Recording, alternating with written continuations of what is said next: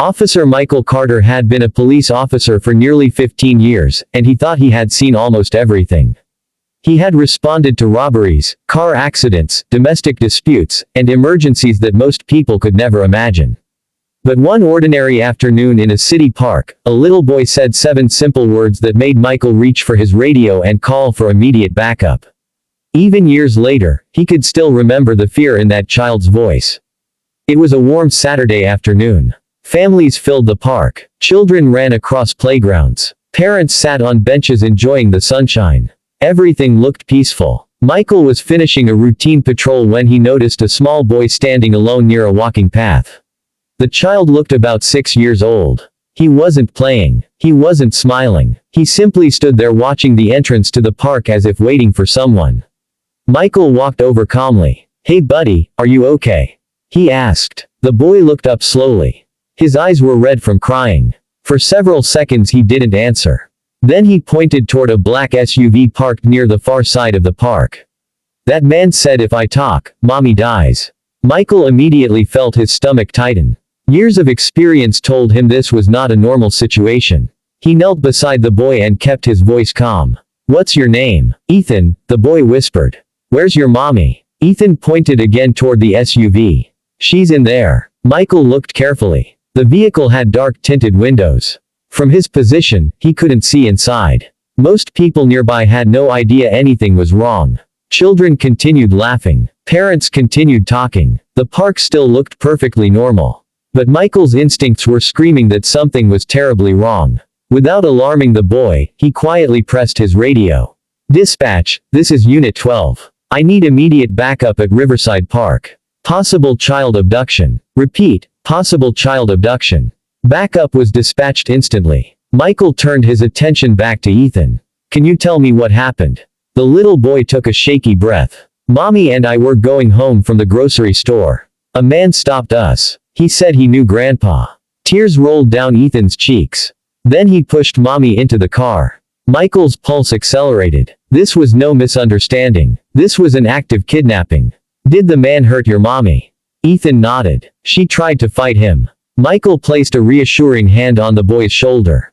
"You did the right thing telling me." Ethan looked terrified. "Is mommy going to die?" Michael forced himself to remain calm.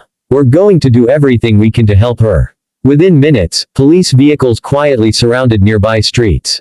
Officers moved into position without drawing attention. Michael continued talking to Ethan while watching the SUV from a distance. Suddenly movement appeared behind the tinted glass. Someone was inside. Then a woman briefly appeared in the rear window. Her hands looked bound. Before she disappeared again, she managed to make eye contact with Michael.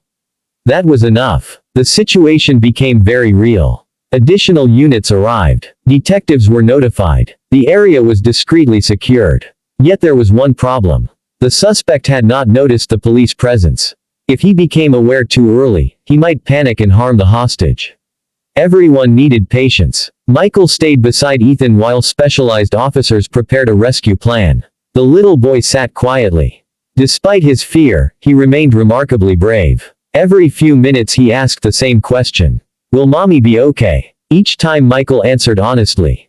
"We're trying our best." Deep down, he worried. The suspect was unknown. His intentions were unknown. And every minute mattered. Then Ethan said something unexpected. "Mommy always says good people come when things are scary." Michael looked at him. "She sounds smart." Ethan nodded. "She says heroes don't wear capes. They just help people." Michael felt a lump form in his throat. The boy's faith was heartbreaking. He desperately wanted that faith to be rewarded. Meanwhile, investigators quickly identified the SUV. The vehicle belonged to a wealthy businessman named Richard Kane. Kane was one of the most influential people in the city. He owned multiple companies. He had political connections. He donated large amounts to public organizations. His name appeared regularly in newspapers. Most people viewed him as a respected community leader.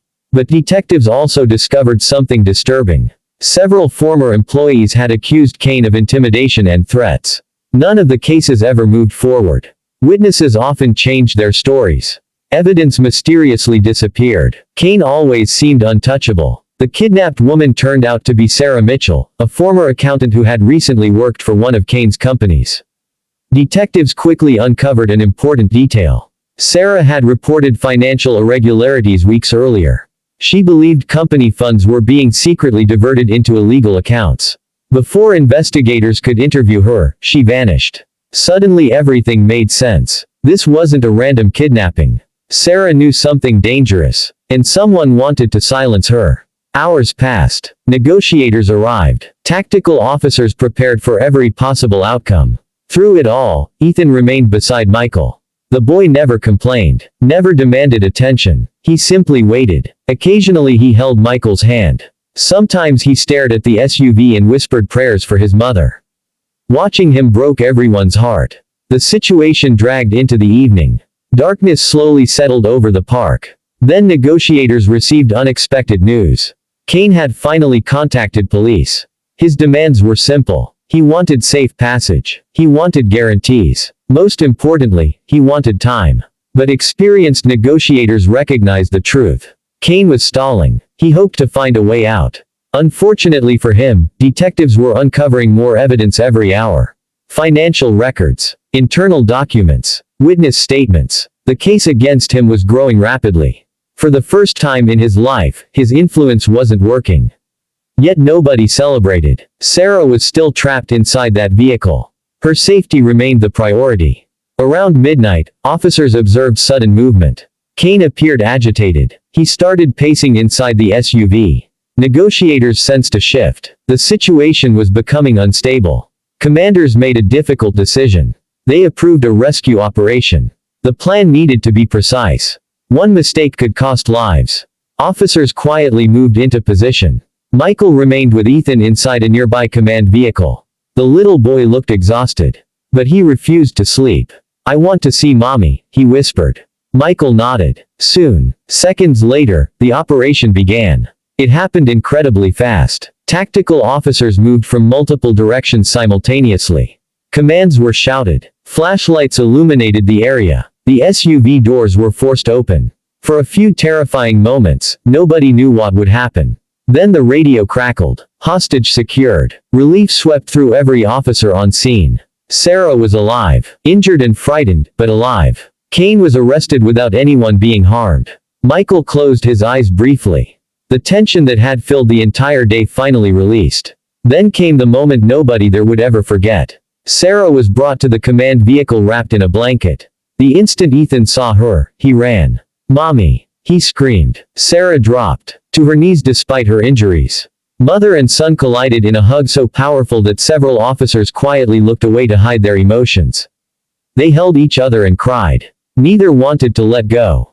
Michael stood nearby watching. In 15 years of police work, he had witnessed many difficult moments. But very few beautiful ones. The following weeks brought major developments. Investigators uncovered overwhelming evidence against Richard Kane. Millions of dollars had been hidden through fraudulent accounts. Employees had been threatened into silence. Records had been falsified. Several executives agreed to cooperate with authorities. The man who once seemed untouchable suddenly stood alone. News channels covered the story daily. Public admiration quickly turned into public outrage. Yet for Sarah, the legal battle was only part of the challenge. Recovery took time. Trauma doesn't disappear overnight. Some days were difficult. Some nights were worse. But Ethan remained her greatest source of strength. The little boy who had saved her life never stopped believing things would get better. Months later, the city held a ceremony honoring officers involved in the rescue. Michael received recognition for his actions that day. Reporters asked him how he identified the danger so quickly. He smiled and pointed toward Ethan sitting beside his mother. "I didn't solve the case," Michael said. "He did." Everyone turned toward the boy. Ethan looked confused. The audience laughed gently. Michael continued. "He found the courage to tell the truth when he was scared. That's real bravery." The crowd stood and applauded. Sarah wiped tears from her eyes. Ethan smiled shyly. For the first time since the ordeal, he looked like a normal little boy again. After the ceremony ended, Sarah approached Michael privately. "You saved our lives," she said. Michael shook his head. "Your son saved them. I just listened." Sarah smiled through tears. Most people don't listen. Those words stayed with Michael for a long time.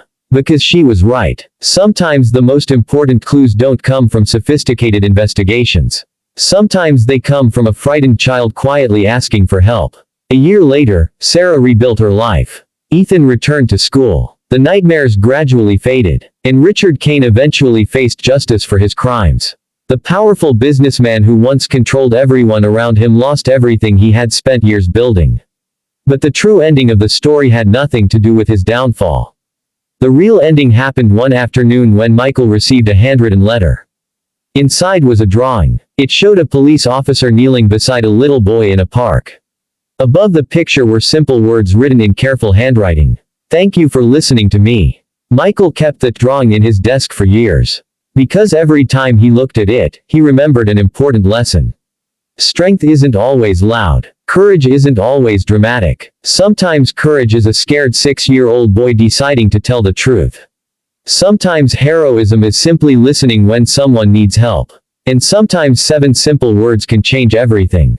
On that ordinary afternoon in the park, one little boy pointed toward a vehicle and said, "That man said if I talk, mommy dies." Those words triggered a rescue, exposed a powerful criminal, reunited a family, and reminded everyone involved that even the smallest voice deserves to be heard. And because one officer listened, a mother came home to her son, a child got his family back, and justice finally reached a man who believed he was untouchable.